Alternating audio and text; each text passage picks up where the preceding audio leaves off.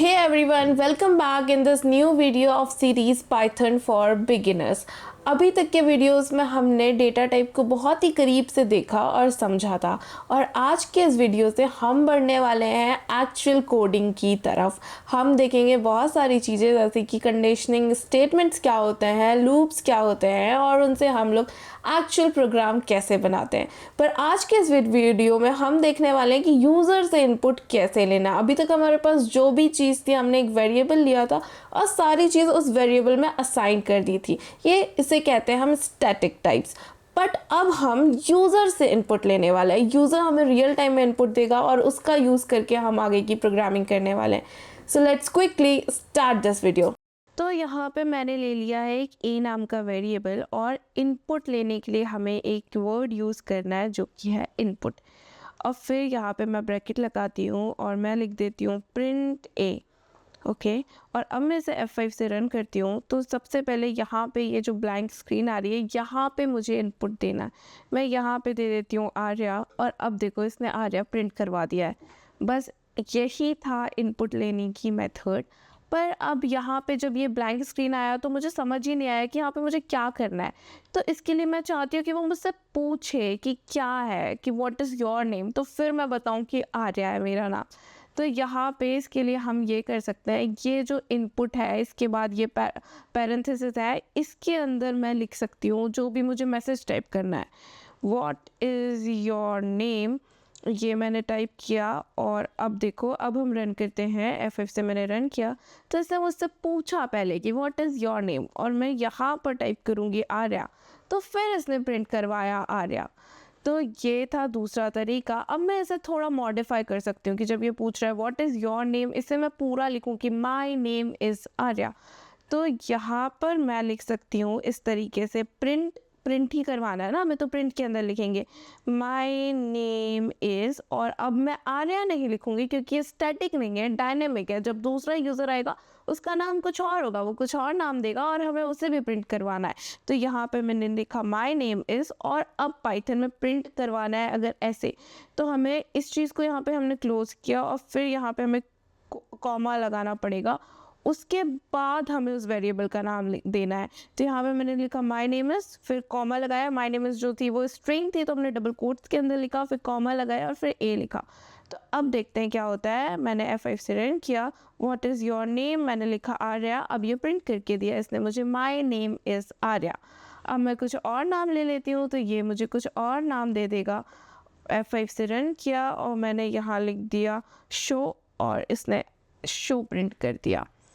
तो ये था इनपुट लेने का तरीका, पर ये तरीका सिर्फ और सिर्फ था स्ट्रिंग के लिए। अब सपोज़ मैं यहाँ पे इंटीजर देना चाहती हूँ, इसमें ही देना चाहती हूँ, तो मैंने अगर यहाँ पे 23 लिखा तो इसने सिर्फ 23 प्रिंट कर दिया, क्योंकि इसने 23 को भी एज अ स्ट्रिंग लिया। तो यहाँ पे जब भी हम इनपुट दे रहे हैं, यहाँ पे अगर हम सिर्फ और सिर्फ इनपुट दे रहे हैं, तो वो उसको एज अ स्ट्रिंग ट्रीट करेगा, वो उसे इंटीजर नहीं मानेगा, भले आपने इंटीजर दिया हुआ है। तो अब इसके लिए क्या करें, तो इसके लिए हमारे पास दूसरा तरीका है इंट। यहाँ पे हम इंट लिखेंगे। पहले हमने ये जो इनपुट था ये बाय डिफ़ॉल्ट स्ट्रिंग ले रहा है हर चीज़ को, तो हमने पहले भी देखा था कि डेटा टाइप चेंज कैसे करना है, तो वही वाला लॉजिक हमने यहाँ पे लगाया है। और जो पैरेंथेसिस है जिसमें पूरी वैल्यू, ये वाला जो इतना पार्ट है जिसमें जो भी वैल्यू आ रही है वो बाय डिफ़ॉल्ट स्ट्रिंग हो रही है, हमने उसका डेटा टाइप चेंज कर दिया है यहाँ पर इंट लगा के। जैसे ही मैंने यहाँ पे इंट लगाया है तो वैसे ही इसका डेटा टाइप चेंज होकर इंटीजर हो जाएगा। तो अब मैं यहाँ पे इसे चेंज कर देती हूँ, what is your date of birth, और फिर यहाँ पे मैं लिख देती हूँ माई बर्थडे इज़ ऑन, और फिर यहाँ पे ए ही रहने देते हैं। तो अब मैं F5 से रन करती हूँ। ए यहाँ पे मुझे एक पैरेंथेसिस, ए यहाँ से क्लोज करने के लिए वो मिसिंग है। अब ये हो गया my date of birth is 12th and my birthday is on 12। अब आप इस 12 का डेटा टाइप चेक कर सकते हो कि ये क्या है। डेटा टाइप कैसे चेक करेंगे, हमने यहाँ पे पहले देखा था प्रिंट टाइप, और यहाँ पे जिस वेरिएबल का डेटा टाइप चेक करना है वो लिख देंगे। यहाँ पे मैंने टाइप ए लगाया और इसे रन किया तो ओके ये पहले तो हाँ देखो, अब एक चीज़ यहाँ पे हम देख लेते हैं कि पाइथन में चीज़ें काम कैसे करती है। तो सबसे पहले तो यहाँ पे ए था इंट इनपुट। अब ये वाला जो मैसेज है ना, इसे किसी में प्रिंट स्टेटमेंट की ज़रूरत नहीं है। जैसे ही मैंने ए इनपुट दिया, अगर मैंने प्रिंट स्टेटमेंट कहीं पे भी नहीं लगाया तो भी जो मैं इनपुट में मैसेज डाल रही हूँ वो प्रिंट होगा ही होगा। तो सबसे पहले पाइथन ना लाइन बाय लाइन चीज़ों को एग्जीक्यूट करता है। तो यहाँ पर इसने ए वाली इस लाइन को एग्जीक्यूट किया, तो यहाँ पे मैंने लिखा है व्हाट इज़ योर DOB, मैंने यहाँ पे 12 डाल दिया। तो इसने पहले प्रिंट किया ये वाला लाइन, सेकेंड वाली जो थी print my birthday is on 12, और फिर उसके बाद ये हमने टाइप देखा तो इसने दे दिया क्लास इंट।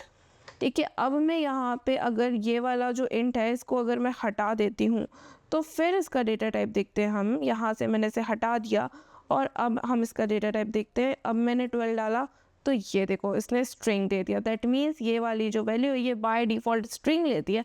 हमें अगर इसका डेटा टाइप चेंज करना है तो हमें आगे इंट लगाना होगा। That is the thing. तो इस तरीके से हम यूज़र से इनपुट लेते हैं। तो ये चीज़ क्लियर हो चुकी है। अब ये वाले वीडियो को यहीं पे एंड करते हैं। हम मिलते हैं नेक्स्ट वीडियो पे, और नेक्स्ट वीडियो में हमने ये वाला जो कंसेप्ट सीखा है उसके आगे हम सीखेंगे इफ़ एल्स का कंसेप्ट, और उसके बाद होगी एक एक्सरसाइज जो आप ये इनपुट लेने वाले कंसेप्ट और इफ़ एल्स के कंसेप्ट को लेकर बना सकते हो। So be tuned for next video. Bye bye.